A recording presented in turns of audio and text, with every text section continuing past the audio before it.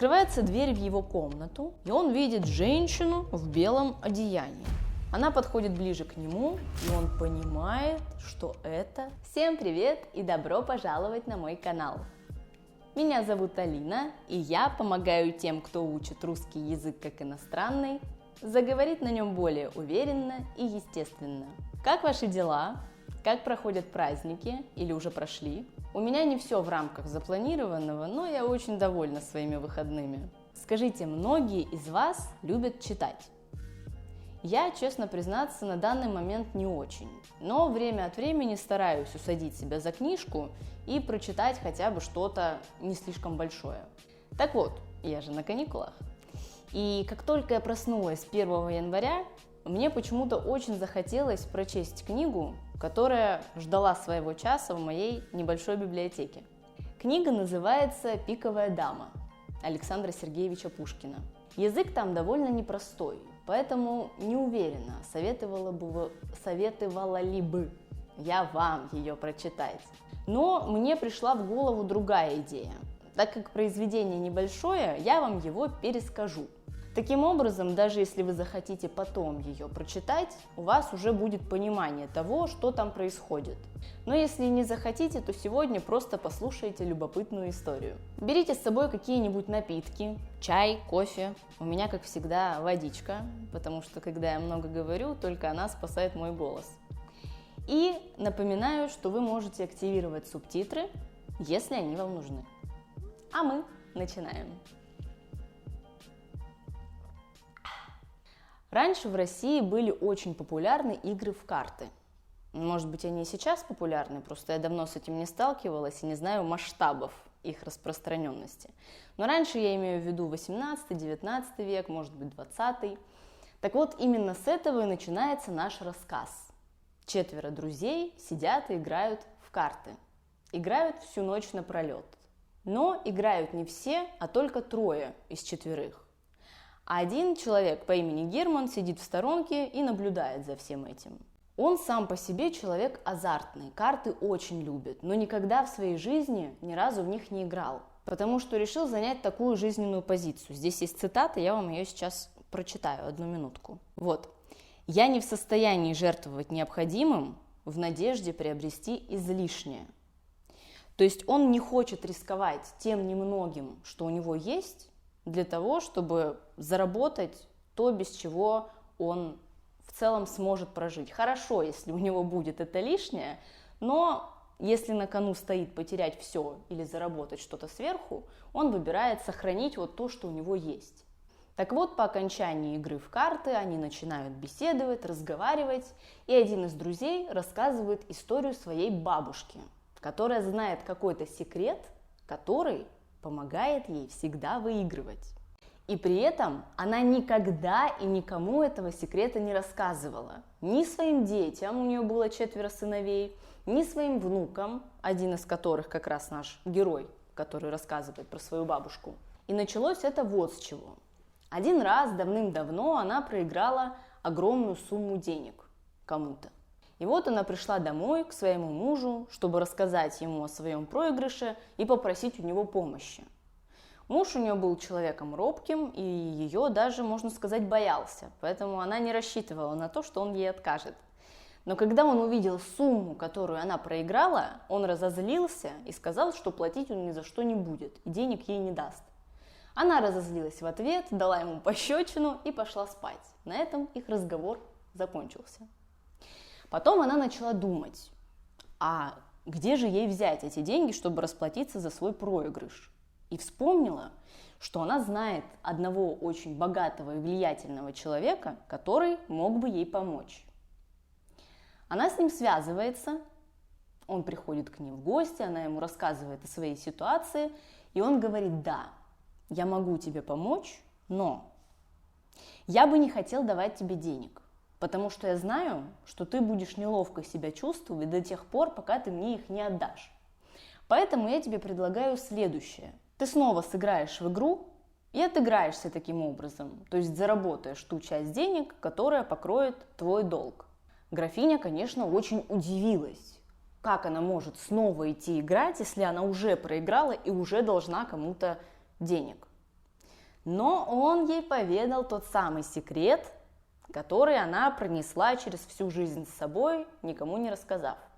Только однажды она помогла какому-то человеку, но больше она его никому не рассказывала. И все действительно удалось. Она сыграла в карты, заработала деньги, вернула долг, и все. На этом все закончилось. И, конечно же, и ее дети, и ее внуки очень хотели узнать этот секрет. А теперь переместимся в дом к графине. Она была женщина пожилая. Ей было, кажется, 87 лет.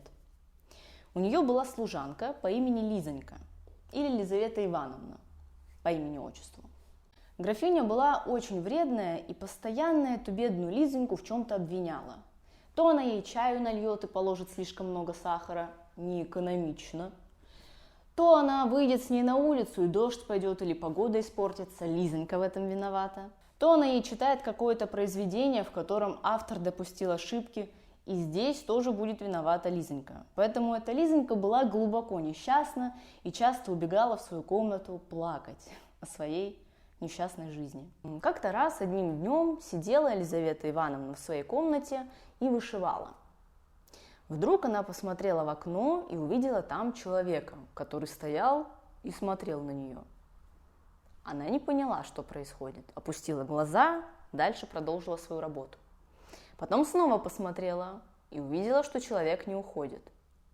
Таким образом, у нее постепенно завязываются отношения с этим ее наблюдателем, которого она сначала немножко испугалась и не совсем понимала, как себя вести, потому что это был первый ее такой опыт, и у нее не было никаких подружек или советчиц, которые ей бы подсказали, как поступить в данной ситуации, потому что это было неприлично. Она вступила в переписку с человеком, с которым она никогда не говорила, не слышала его голоса, не знала его имени. Правда, потом имя она его узнала, потому что в письмах, которые он ей посылал, он везде подписывался своим именем. Наверное, если бы сейчас вот так кто-то стоял и наблюдал за тобой в окно неподвижно, было бы страшно. Тут вряд ли первоочередно подумалось бы о каком-то неприличии. Я сразу: полиция, вы где? Ну да ладно. Так вот, у них завязываются отношения и доходит до того, что Лизонька предлагает этому мужчине встретиться у нее в комнате и дает ему указания, как он может пробраться в ее комнату, когда дома никого не будет. Лизавета Петровна и старая графиня уедут на бал, все слуги разойдутся и будут спать, и в это время этот мужчина, это был Герман, этот мужчина был Герман. Я об этом не сказала, да? Вот. Он проберется в ее комнату и будет ее там ждать до тех пор, пока они не вернутся с бала. И вот Герман пришел сильно заранее, ждал. И вот когда наступил час, он вошел в дом. Вошел в дом и пошел четко по указаниям Лизаветы Ивановны. И вот когда он оказался в точке, в которой было 2 двери, и она ему сказала следующее: вы увидите перед собой 2 двери. Та, которая справа, она ведет в кабинет, в который никто никогда не заходит. Левая дверь, вы ее откроете, там будет винтовая лестница, и она ведет прямо в мою комнату, вот вам туда. И вот он оказывается около этих 2 дверей, открывает левую, видит эту винтовую лестницу, закрывает ее и заходит в правую дверь. Таким образом, он дожидается, когда с бала возвращается графиня и Лизонька. Лизонька, вся взбудораженная, на эмоциях, бежит в свою комнату и никого там не обнаруживает. С одной стороны, она рада, потому что она очень волновалась и не понимала, правильно ли она поступает. С другой стороны, наверное, ей было немного досадно, что она там никого не нашла. А что же делает наш герой по имени Герман? Он дожидается, когда со старухи снимают все ее бальные платья, она одевает всю свою спальную одежду, садится, и в этот момент он выходит и говорит: не бойтесь. Но графиня, конечно же, испугалась, потому что она одна в комнате, перед ней появляется незнакомый мужчина. Он говорит: не бойтесь, мне от вас нужно только одно. Я не причиню вам никакого вреда. Мне нужен тот секрет, который мне поможет выиграть в карты. Графиня немного замялась и потом сказала, что это была шутка, что на самом деле никакого секрета не существует, это все была шутка. Но Герман ей не поверил. Он был очень настойчивым и просил до последнего этот секрет. Когда он понял, что графиня не собирается ничего ему рассказывать, он достает из кармана пистолет, направляет на эту графиню и говорит: «Ах ты злая ведьма, быстро говори мне свой секрет». Графиня и умирает. Герман в этот момент очень расстроился, но не потому, что умерла графиня, и не потому, что он стал причиной ее смерти, а потому, что умер и секрет, который он так хотел узнать. Он затем идет в комнату к Лизавете Ивановне, рассказывает ей обо всем случившемся. Лизавета Ивановна в панике, она понимает, что он ее на самом деле не полюбил, что все его романтические записки были исключительно с целью приблизиться к графине. И, конечно, она очень расстраивается, и в том числе из-за того, что ее графиня умерла. Потом проходят похороны этой графини. Герман все ходит в унынии, напивается, идет домой и засыпает. Просыпается он только среди ночи. Просыпается, садится на диван и думает, что же ему делать. Хотя что там поделать-то? Секрет только у старухи был. И вот кто-то появляется в окне, кто-то заглядывает к нему в окно. Он даже не обратил внимания. Тут открывается входная дверь, и кто-то идет. Он подумал, что идет его друг, который обычно возвращается пьяный и поздно. Но тут вдруг он понимает, что шаги незнакомые, то есть это не тот друг, с которым он живет. Открывается дверь в его комнату, и он видит женщину в белом одеянии. Не может понять, кто это. Она подходит ближе к нему, и он понимает, что это старая графиня. И вот она ему говорит: «Я сюда пришла не по своему желанию, а потому что мне велели сюда прийти и сказать тебе комбинацию тех карт, которые помогут тебе выиграть. Но с тем, что ты будешь играть 3 дня подряд, одна игра в день, и после этого ты никогда больше в жизни играть не будешь. А за то, что ты виноват в моей смерти, женишься на Лизоньке». Она говорит ему комбинацию этих карт и уходит. Герман в шоке, не понимает, что происходит, но записывает 3, 7, туз и держит это постоянно в голове. Тут ему выпадает возможность пойти и сыграть в карты.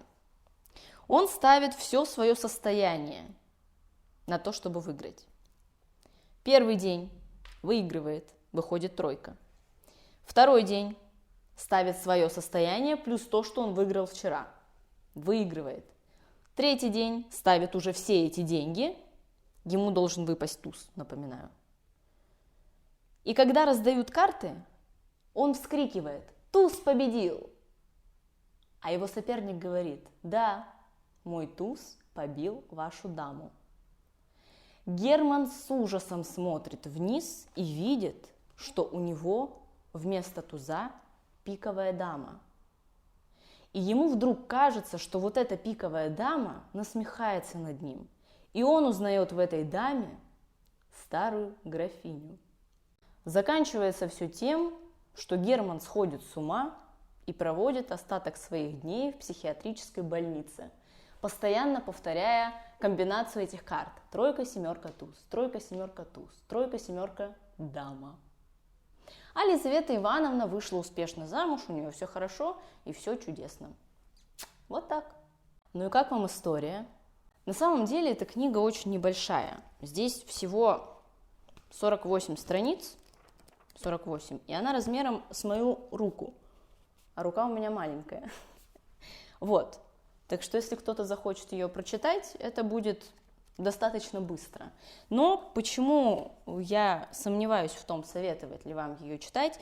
Потому что язык, как я уже сказала, достаточно сложный.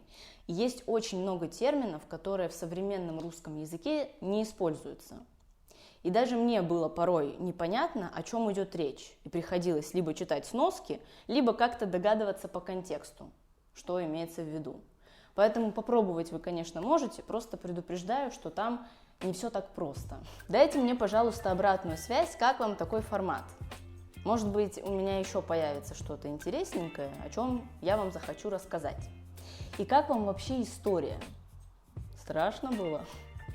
Я постаралась рассказать ее максимально коротко, потому что если бы я рассказывала во всех подробностях, то это заняло бы очень много времени. Но рассказывала я по памяти, поэтому, возможно, так получилось, что я прыгала с места на место. Я не знаю, вы скажите, насколько вам было понятно то, что я рассказывала.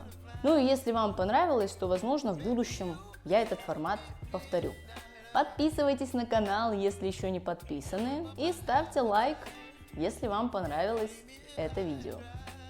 Или если вам в целом нравятся мои видео, тоже ставьте лайк. Спасибо, что смотрели. Увидимся в следующем видео. Пока-пока!